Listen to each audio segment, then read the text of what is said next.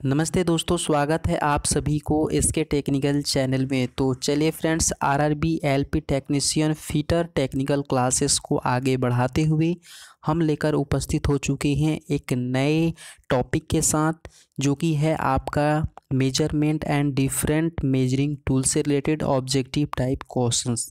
तो फ्रेंड्स, आप लोग इस वीडियो के अंत तक ज़रूर बने रहेंगे, क्योंकि इस वीडियो में हम कोशिश करेंगे कि जितने भी हमारे इस टॉपिक से रिलेटेड ऑब्जेक्टिव क्वेश्चन बनेंगे, हम सारा क्वेश्चंस को करने का प्रयास करेंगे। अगर फ्रेंड्स आप हमारे चैनल में नए हैं तो इस चैनल को सब्सक्राइब जरूर कर लीजिएगा और बेल नोटिफिकेशन को भी ऑन कर लीजिएगा, क्योंकि इसी तरह का रेगुलर अपडेट आप सभी को मिलती रहे। तो चलिए फ्रेंड्स, यहाँ पे हम देख लेते हैं स्क्रीन पे फर्स्ट क्वेश्चन जो आपसे पूछा गया है। बहुत ही इम्पोर्टेंट क्वेश्चन है फ्रेंड्स। देखिए, फर्स्ट क्वेश्चन पूछा गया है कि मापन कार्य हेतु भारत में माप की कौन सी प्रणाली प्रचलित है। तो ये है आपका MKS प्रणाली, जिसको कहते हैं मीटर किलोग्राम पर सेकेंड। ठीक है, तो MKS प्रणाली जो है भारत में प्रचलित प्रणाली है। चलिए, दूसरा क्वेश्चन आपसे पूछा गया है FPS प्रणाली में भार की इकाई क्या है।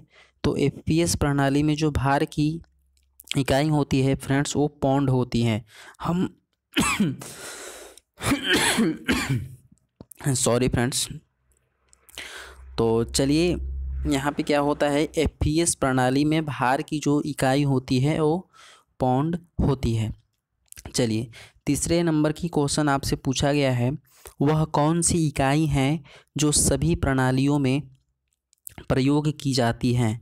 तो ये है आपका सेकेंड। सेकेंड एक ऐसी इकाई है जो सभी प्रणाली में यूज किए जाते हैं। क्लियर। चलिए, 4 नंबर क्वेश्चन आपसे पूछा गया है कि 1 इंच में कितने सूत होते हैं। तो 1 इंच में फ्रेंड्स 8 सूत होते हैं, आप नोट करेंगे। 1 इंच में 8 सूत होते हैं। चलिए, नेक्स्ट क्वेश्चन की ओर बढ़ते हैं। चलिए, 5 नंबर क्वेश्चन आपसे पूछा है 1 किलोमीटर में कितने मिलीमीटर होते हैं। 1 किलोमीटर में जो होते हैं आपके 10 लाख मिलीमीटर होते हैं। ये सब नोट करेंगे आप सभी, बहुत ही इंपॉर्टेंट क्वेश्चन है। ठीक है। चलिए, 6 नंबर क्वेश्चन आपसे पूछा गया है सेकेंड किसकी माप है। तो सेकेंड जो है फ्रेंड्स, वो किसकी है, वो है कोण की इकाई होती है। ठीक है, कोण की इकाई क्या होती है, वो सेकेंड में हम कोण को मेजर करते हैं। चलिए, 7 नंबर क्वेश्चन आपसे पूछा गया है 7 नंबर क्वेश्चन कि चित्र में दर्शाए गए डिवाइडर का प्रकार बताइए। मतलब ये जो चित्र में डिवाइडर आपका दिखाया गया है वो किस प्रकार का डिवाइडर है। तो ये जो आपका डिवाइडर है ये आपका स्प्रिंग जॉइंट डिवाइडर है। ठीक है, क्या है, स्प्रिंग जॉइंट डिवाइडर होगा। चलिए, नोट करेंगे। चलिए, 8 नंबर क्वेश्चन आपसे पूछा गया है फ्रेंड, बहुत ही इंपॉर्टेंट क्वेश्चन है। डिवाइडर को नुकीला बनाने के लिए निम्न विधि का प्रयोग करना चाहिए। तो डिवाइडर को नुकीला बनाने के लिए हम लोग क्या करते हैं, ऑयल स्टोन का यूज कर लेते हैं। 9 नंबर क्वेश्चन आपसे पूछा गया है, नीचे चित्र में X अंकित जेनी कैलीपर के भाग का नाम बताएं। जो हमारा ये जेनी कैलीपर है वो X का जो इंडिकेट कर रहा है फ्रेंड्स, वो किस भाग को इंडिकेट कर रहा है। तो इसको हम कहते हैं बेंट लेग, यानी मुड़ा हुआ लेग कहते हैं। चलिए, 10 नंबर की क्वेश्चन आपसे यहाँ पूछा गया है। 10 नंबर में पूछा गया है, जेनी कैलीपर डिवाइडर के समान आकृति का ही एक यंत्र होता है जिसकी एक टांग सीधी होती है तथा दूसरी टांग लगभग कितने अंदर की ओर मुड़ी हुई होती है। तो ये जो है आपका 5 मिलीमीटर अंदर की ओर मुड़ी होती है। यानी जेनी कैलीपर में एक सीधा टांग होता है, एक ऐसे मुड़ा होता है ना, तो ये 5 मिलीमीटर जो है ये मुड़ी हुई रहती है। चलिए, मैं फिगर से आपको यहाँ पर दिखा देता हूँ। ये हमारा क्या है, जेनी कैलीपर हुआ। और इस जेनी कैलीपर की जो ये मुड़ी हुई इस तरह से है ना, ये 5 मिलीमीटर अंदर मुड़ी हुई रहती है। ठीक है, तो आशा करते हैं आप लोगों को क्लियर हो गई होगी। और यहाँ पे आप इसका आंसर याद रखेंगे इसका 10 का जो है वो 5 मिलीमीटर होगा। चलिए यहाँ पे 11 नंबर की ओर हम लोग चलते हैं। तो 11 नंबर जो क्वेश्चन है, 11 नंबर आपसे पूछा गया है, मार्किंग औजार के रूप में प्रयुक्त स्प्रिंग प्रकार डिवाइडर का जोड़ एवं आकार निम्न में से किससे मिलता जुलता है। ठीक है, तो ये जो है आपका इनसाइड स्प्रिंग कैलिपर से मिलता है।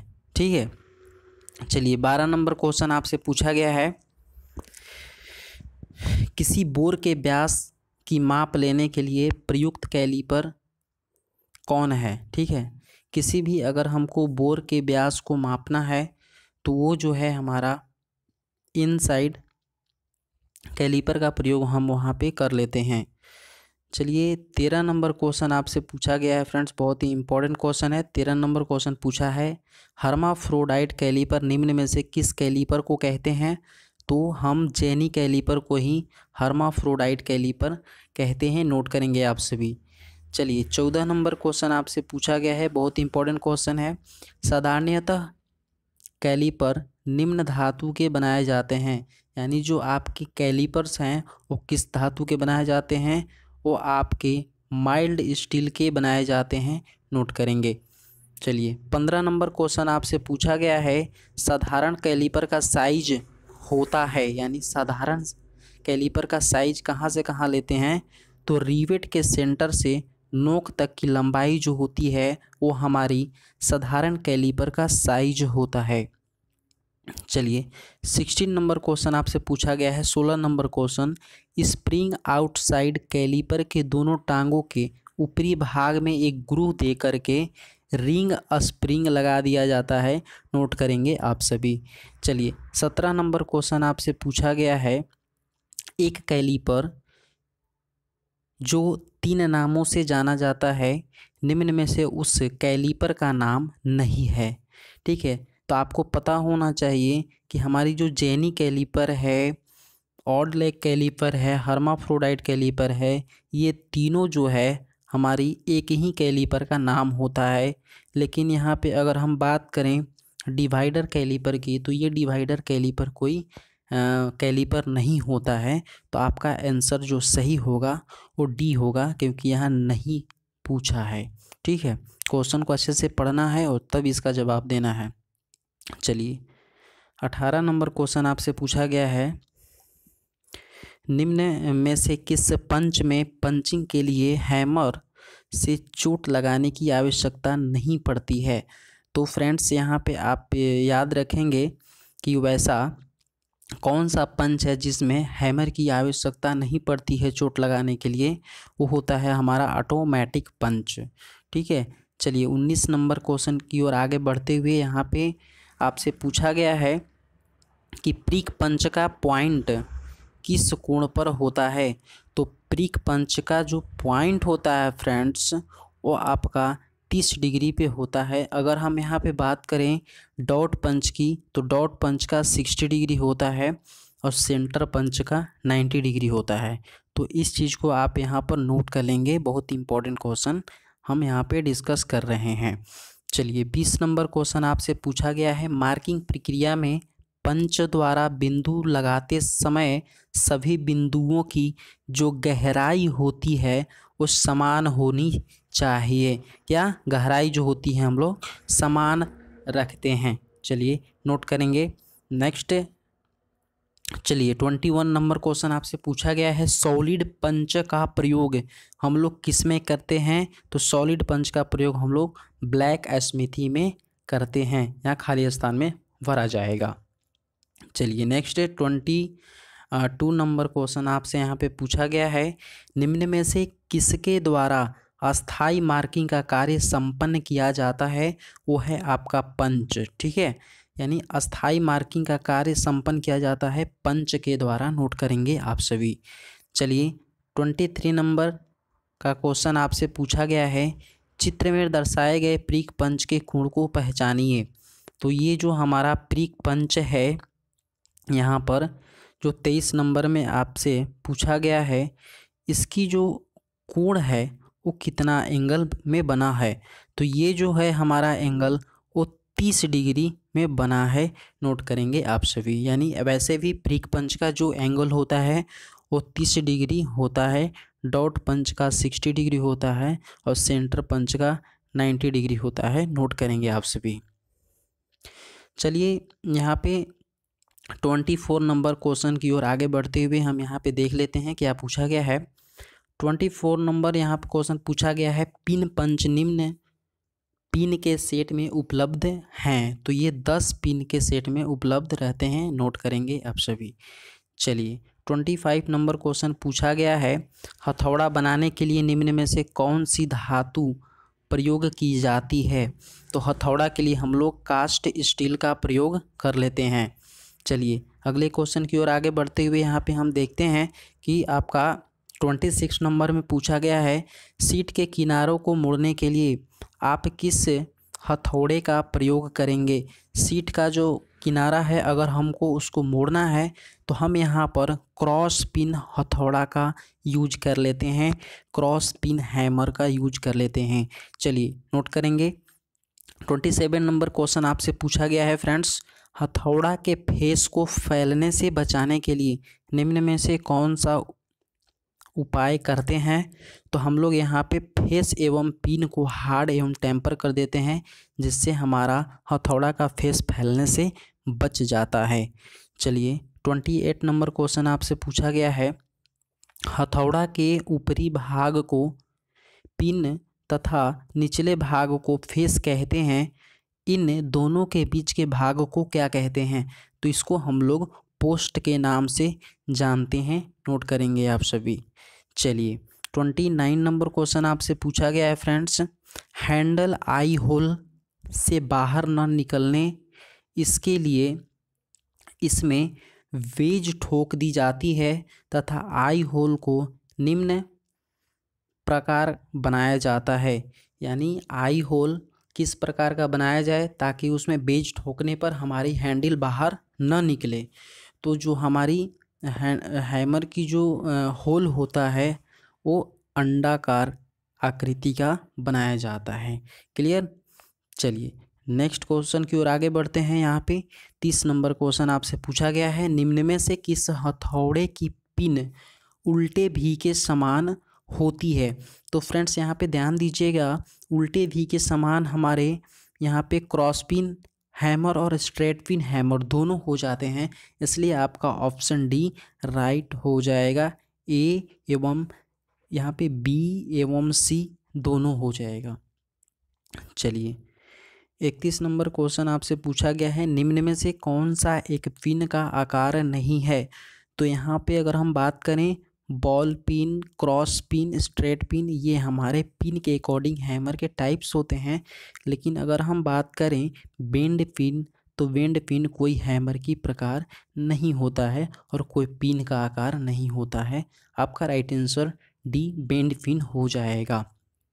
चलिए 32 नंबर क्वेश्चन आपसे पूछा है, निम्न में से कौन सा एक मृदु हथौड़े का प्रकार नहीं है। ठीक है, ध्यान दीजिएगा। 32 नंबर क्वेश्चन पूछा है कि निम्न में से कौन सा एक मृदु हथौड़े का प्रकार नहीं है।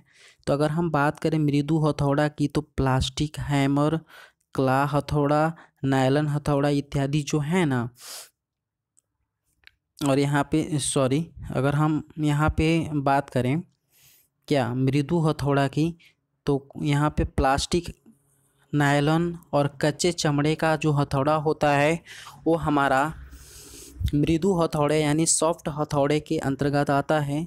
लेकिन अगर हम बात करें यहाँ पर क्ला हैमर की, तो क्ला हैमर जो होता है वो हमारा सॉफ्ट हैमर के अंतर्गत नहीं आता है, इसलिए आपका राइट आंसर ऑप्शन बी हो जाएगा। चलिए 33 नंबर क्वेश्चन आपसे पूछा है, धातु चादर कार्य में किस हथौड़े का प्रयोग किया जाता है। तो मृदु हथौड़ा का प्रयोग हम लोग धातु चादर कार्य में करते हैं। चलिए 34 नंबर क्वेश्चन आपसे पूछा है, हथौड़े में पिन का क्या प्रयोग है। तो हथौड़ा में पिन का जो प्रयोग है यह आकार देने और बनाने में प्रयोग किया जाता है। चलिए 35 नंबर क्वेश्चन आपसे पूछा गया है कि भारी कार्यों के लिए अधिकतर कितने केजी तक का हथौड़ा प्रयोग किया जाता है, तो भारी कार्यों के लिए हम लोग 1.5 kg का वजन का हथौड़ा यूज कर लेते हैं, नोट करेंगे। चलिए 36 नंबर क्वेश्चन आपसे पूछा गया है, निम्न में से किस हथौड़े का प्रयोग भारी फोर्जिंग कार्यों में किया जाता है? तो भारी फोर्जिंग कार्यों के लिए हम लोग स्लेज हथौड़ा का प्रयोग कर लेते हैं।